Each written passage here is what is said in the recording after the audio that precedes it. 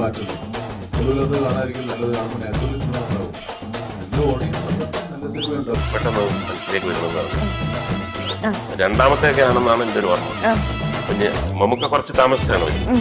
ഞാനും ജഗച്ചേട്ടനും രാവിലെ അവിടെ അപ്പൊ എടുക്കാൻ പോകുന്ന സീൻ ഞങ്ങൾ രണ്ടുപേരും കൂടെ ചെറുരാമയ്യ രണ്ട് ഡയലോഗ് ചാർപ്പോ, രണ്ട് ഡയലോഗ് വിക്രം. അപ്പം ഞങ്ങൾ രണ്ടുപേരും കൂടെ ഷൂട്ടിങ്ങിന്റെ തുടങ്ങുന്നുണ്ട്. എല്ലാവരും വന്ന് പറഞ്ഞത് ഒരു കൈകൊട്ടി കളി. ആലിപ്പഴം പോലെ ഞാവൽപ്പഴം പോലെ ഡയലോഗ് രണ്ടെണ്ണം വീണ് കിട്ടി. ആലിപ്പഴം പോലെ ഞാവൽപ്പഴം പോലെ അപ്പം ഭയങ്കര ഹാപ്പി ആയിട്ടിരിക്കും. അതൊക്കെ കാണാൻ വിളിക്കും. കുറച്ച് കഴിയുമ്പോഴത്തേക്ക് നമുക്ക് വരും. നമുക്ക് വന്നു എന്നൊക്കെ ചെന്നാ ആ സീൻ നോക്കട്ടെ. ഇതൊക്കെ അവൻ പറയേണ്ട ആവശ്യമില്ല. അത് പറഞ്ഞു കഴിഞ്ഞാൽ എന്റെ സസ്പെൻസ് തോന്നും. കട്ട് ചെയ്ത് ഡയലോഗില്ല. പുള്ളി ആലിപ്പഴം പോലെ ഞാവൽപ്പഴം പോലെ കിട്ടിയ ഡയലോഗ് പോയി കിട്ടിയ എന്ന് പറഞ്ഞിട്ട് അത് സ്ഥിരമായിട്ടുള്ള ഒരു സംഭവമായിരുന്നു. എന്നെ സെറ്റിൽ നിന്ന് ഇറക്കി വിടുമെന്ന് പറഞ്ഞതാണ് ഈ മമ്മൂട്ടി. അതായത് ബിന്ദു പണിക്കട്ടെ കോസ്റ്റ്യൂം കാണിക്കാൻ പറയും, ലക്ഷ്മി ഗോപാലസ്വാമിയുടെ കോസ്റ്റ്യൂം, ഓർണമെന്റ്സ് എല്ലാം കാണിക്കാൻ പറയും.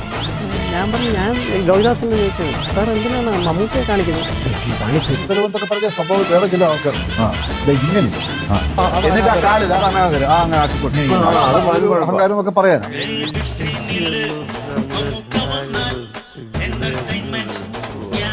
അതൊരിക്കലും പാടില്ല, മര്യാദ ഇല്ലായിരുന്നു. മോളിൽ പോയപ്പം നമുക്ക് ഇങ്ങനെ കിടക്കുകയാണ്. എന്നിട്ട് പറഞ്ഞു അവനായിരിക്കും അല്ലേ എന്ന് പറഞ്ഞു. നിങ്ങൾക്ക് എന്താ ഇഷ്ടപ്പെട്ട സിനിമയെ നിങ്ങൾ കാണും. വാത്സല്യം എന്ന് പറഞ്ഞ പടത്തിന്റെ ഷൂട്ടിംഗ് നടക്കുമ്പോൾ ഇതിനു മുമ്പ് പറഞ്ഞിട്ടുള്ള കാര്യമാണ്. സ്റ്റിൽ ഫോട്ടോഗ്രാഫറുടെ അസിസ്റ്റന്റ് വന്നിട്ട് മമ്മൂക്കാടുത്ത് ഒന്ന് പോസ് ചെയ്യാൻ പറഞ്ഞു സീൻ കഴിഞ്ഞു. മമ്മൂക്കാടുത്ത് ഭയങ്കര ഇറിറ്റേഷനുള്ള ആളാണ്. സീൻ നടക്കുമ്പോഴത്തോളം ഫോട്ടോ, അല്ലാതെ പിന്നെ അങ്ങനെ പോസ് ചെയ്ത് നിൽക്കാൻ പറ്റില്ല എന്ന് പറഞ്ഞു. ഇതൊരു അസിസ്റ്റന്റാണ് സ്റ്റിൽ ഫോട്ടോഗ്രാഫർ. അവൻ വന്നിട്ട് സാർ ഒരു സ്റ്റിൽ മമ്മൂക്കാട് കേൾക്കുന്നു, ഇവനാരാണ് സ്റ്റില്ല് പറയാനായിട്ട്. അപ്പോൾ നോക്കുമ്പോൾ അവനാ ഇവനേതാണ് ഇപ്പോൾ സ്റ്റിൽ ഫോട്ടോഗ്രാഫർ എവിടെ, അയാളെവിടെ ചോദിച്ചു. അപ്പോൾ അയാൾ ശബരിമലയ്ക്ക് പോയത്. ശബരിമലയ്ക്ക് പോയിട്ട് വന്നിട്ടില്ല. വലിയ ഇഷ്യൂ ആയി. അവനോട് വരാൻ പറഞ്ഞു. ഞാൻ ആദ്യം പറഞ്ഞാണ് അവന് സ്റ്റിൽ ഫോട്ടോഗ്രാഫറായിട്ട് വെക്കേണ്ടത്. അങ്ങനെ ഇങ്ങനെ നമുക്കന്ന് ഭയങ്കര ദേഷ്യം. സ്റ്റിൽ ഫോട്ടോഗ്രാഫർ ശബരിമലയ്ക്ക് പോകും. നമുക്കത് എന്തിനാണ് ശബരിമലയ്ക്ക് പോകുന്നത്?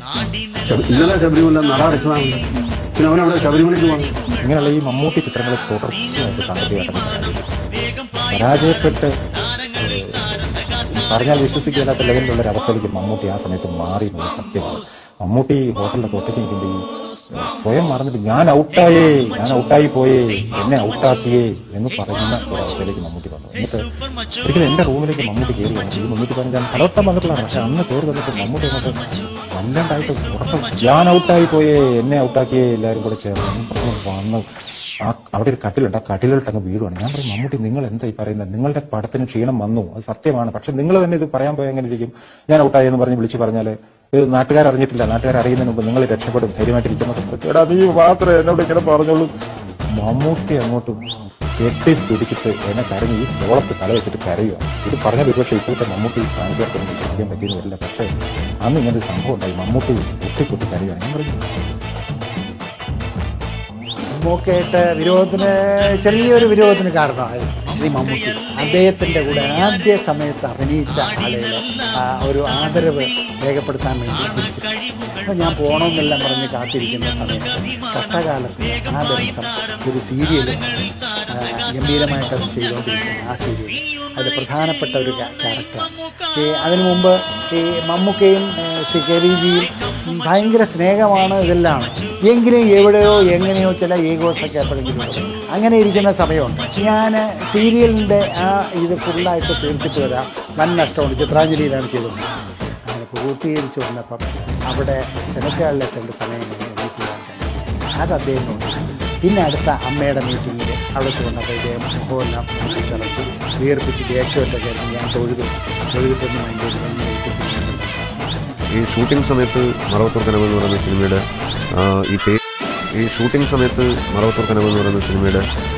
ഈ പേര് ഇട്ടിരുന്നില്ല. എന്ന് വെച്ചാൽ ആലോചിച്ചിട്ട് ഒന്നും കിട്ടിയിരുന്നില്ല. അപ്പോൾ ഞാൻ ലൊക്കേഷനിലൊക്കെ ചെല്ലുമ്പം മമ്മൂട്ടി എന്താ ഈ പേര് വല്ലതും റെഡിയായോ? നമ്മൾ പേരൊന്നും ആയിട്ടില്ല. ഞാനിങ്ങനെ ഒരു ടൈറ്റിൽ ആലോചിക്കായിരുന്നു. എന്താണ് കൊള്ളാം, എന്താണ് ചാണ്ടിക്കുഞ്ഞിൻ്റെ രണ്ടാം വരവ്. അങ്ങനെ ഒരു ദിവസം വീണ്ടും ലൊക്കേഷനിൽ ചെന്നപ്പം മമ്മൂട്ടി പറഞ്ഞു, ഞാൻ വേറൊരു ടൈറ്റിൽ ആലോചിച്ചു. പ്രിയമുള്ള ചാണ്ടിക്കുട്ടി.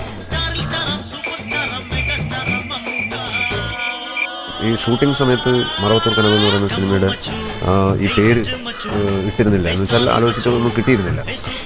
അപ്പോൾ ഞാൻ ലൊക്കേഷനിലൊക്കെ ചെല്ലുമ്പം മമ്മൂട്ടി എന്താ ഈ പേര് വല്ലതും റെഡിയായോ? നമ്മൾ പേരൊന്നും ആയിട്ടില്ല. ഞാനിങ്ങനെ ഒരു ടൈറ്റിൽ ആലോചിക്കുകയായിരുന്നു. എന്താണ് കൊള്ളാം, എന്താണ് ചാണ്ടിക്കുഞ്ഞിൻ്റെ രണ്ടാം വരവ്. അങ്ങനെ ഒരു ദിവസം വീണ്ടും ലൊക്കേഷനിൽ ചെന്നപ്പം മമ്മൂട്ടി പറഞ്ഞു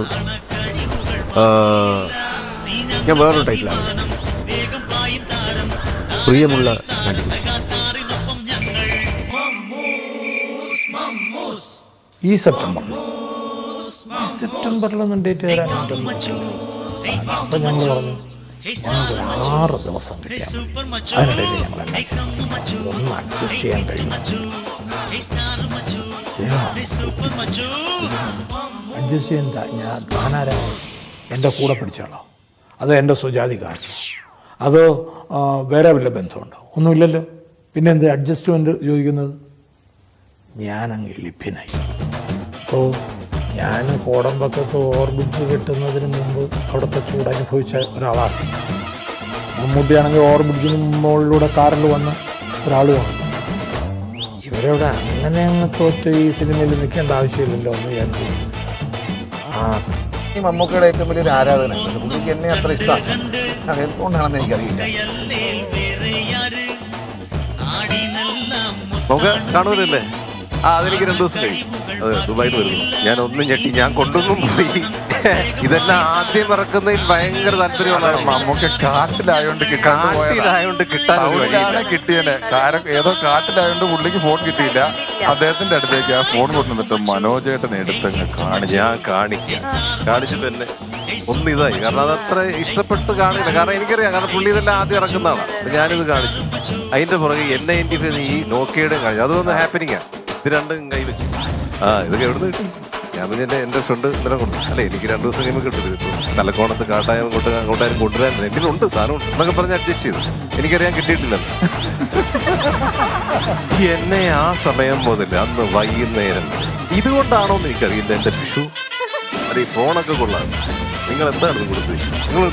നിങ്ങളുടെ ബോഡി ആദ്യം കളിച്ചു എഴുതുന്നത് മമ്മൂക്ക കണ്ടിട്ടുണ്ട്. എഴുതിക്കൊണ്ടിരിക്കുമ്പോൾ കുറെ പേപ്പർ എൻ്റെ റൂമിലേക്ക് വന്നു. പട്ടാളം ഷൂട്ടിങ്ങിന്റെ സമയത്ത് മറയുള്ളത്. എന്താണത്, കുറെ പേപ്പറൊക്കെ ഉണ്ടല്ലോ. ഞാൻ പറഞ്ഞു മമ്മൂക്ക ഒരു കഥ എഴുതണം. എന്താണ് കഥ എന്ന് വെച്ചു. ഞാൻ റഫായിട്ട് കീർച്ചക്കയുടെ കഥ പറഞ്ഞപ്പം പിന്നെ ഇതൊക്കെ നിങ്ങളെ മറ്റവനെ വെച്ചിട്ടില്ലേ ചെയ്യുള്ളൂ നമുക്ക് പറഞ്ഞത്. അപ്പം ഞാൻ പറഞ്ഞു നമുക്ക് നിങ്ങളെപ്പോലുള്ള വലിയ ആർട്ടിസ്റ്റൊക്കെ എനിക്ക് ഡേറ്റ് വരുമെന്ന് ഞാൻ ചോദിച്ചാണ്. അപ്പൊ എന്റെ മനസ്സിനകത്ത് മമ്മൂക്ക ആ പറഞ്ഞൊന്നും ഞാൻ പറയുന്നത് തമാശ പറഞ്ഞായിരിക്കും. മമ്മൂക്കൊക്കെ എനിക്ക് ഡേറ്റ് തരുമോ, മോഹൻലാൽ എനിക്ക് ഡേറ്റ് തരുമോ? ഞാനത് വിട്ടു. Take 1, Take 2, Take 3, Take 4, Take 5 ആയിട്ട് മമ്മൂട്ടി ചേഞ്ച് കൊടുത്തിട്ടിരിക്കുക. അവിടെ കോട്ടയുണ്ട്. ഇത്ര പടത്തിന് ഇത്ര റോൾ ഫിലിമേ കിട്ടുള്ളൂ. അവസാനമായപ്പോൾ ഞാൻ മമ്മൂട്ടി അപ്പോൾ എന്താന്ന് ഞാൻ പറഞ്ഞു, ഞാൻ പറയുന്നത് ചെയ്യുന്നില്ല. അപ്പോൾ കുറച്ച് കഴിയുമ്പോഴത്തേക്ക് ഞാൻ ഇങ്ങനെയൊക്കെ എന്നെ പഠിക്കാൻ പറ്റും എന്ന് പുള്ളിക്കാരനെ കറക്റ്റ് ശരിയല്ല.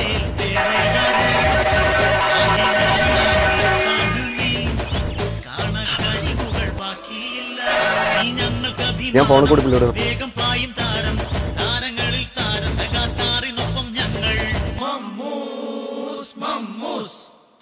അപ്പോൾ രാവിലെ മുതൽ ഉച്ച വരെ ഏകദേശം ഈ ലാലയുടെ ചെരുപ്പ് വയ്ക്കലും ഷോട്ടാണ്. അപ്പൊ മമ്മൂക്കി ഇടയ്ക്കായിരുന്നു പറയുന്നത് എന്തോന്നാണ് എല്ലാവരും എത്തിയിട്ട് ഈ ചെരുപ്പം ഷൂട്ട് ചെയ്തുകൊണ്ടിരിക്കുന്നത്. അപ്പൊ ഈ ചെരുപ്പ് എന്താ ഷൂട്ട് ചെയ്യുന്നത് നമുക്ക് കുറച്ച് പേർക്ക് അറിയുള്ളൂ. ഇതിന്റെ രഹസ്യം എന്താണെന്നില്ല. പടത്തിൽ തന്നെ ലാലേട്ടന്റെ ഇൻട്രഡക്ഷൻ വളരെ സ്ലോ ഇൻട്രഡക്ഷനാണ്. ഒരു ജയിലിൽ ഇങ്ങനെ തിരിച്ചു വരുന്ന ഒരു മ്യൂസിക്കും ഇല്ല, വളരെ എനർജി കുറച്ചിട്ടൊക്കെ ചെയ്തേ. പക്ഷെ ലാലേട്ടന്റെ ഇൻട്രഡക്ഷൻ ഇതാണ്, ഈ ചെരുപ്പാണ്. നിങ്ങൾക്ക് എല്ലാവർക്കും എല്ലാം അറിയാമായിരുന്നു. ഞാനൊരു പൊട്ടൻ. ഏറ്റവും കൂടുതൽ ഓളമുണ്ടായി നിങ്ങൾ ആഘോഷിച്ചിരുന്ന് കണ്ട പടങ്ങളാണ്. ഭയങ്കര തിയേറ്റർ നല്ല മറ്റേ പേപ്പറൊക്കെ വാരി ഇറങ്ങി ഭയങ്കര ത്രില്ലോടെ കണ്ടത്. നമ്മള് എന്നാ പറയാ, നമ്മളത്ര ഫാൻ ഒന്നുമല്ല. നമ്മള് എന്നാലും പടമൊക്കെ ഇറങ്ങി അത്യാവശ്യം ഹിറ്റായി എന്നുള്ള അങ്ങനെ കാണുമ്പോൾ നമ്മളങ്ങനെ പോകാറില്ല. നമ്മള് പേപ്പർ വാരി പ്രോ ചെയ്യണമെന്നല്ല, തിയേറ്ററിൽ ചെന്നിട്ട് അടിപൊളിയായിട്ട് തോന്നിയേക്കുന്ന സംഭവം മമ്മൂക്കയുടെ പടം. ഞാൻ എന്ത് ചെയ്തിട്ട് എനിക്ക് മാത്രം പ്രിയമുള്ള ചാണ്ടി, കുറ്റിയിൽ ചാണ്ടി.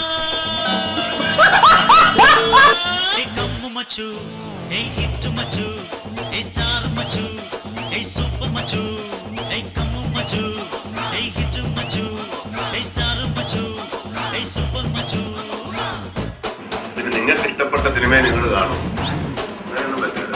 അങ്ങനെ എല്ലാ സിനിമയും കാണുന്ന ആൾക്കാർ നീ എവിടെയെങ്കിലും ഉറച്ചു നിൽക്കണം.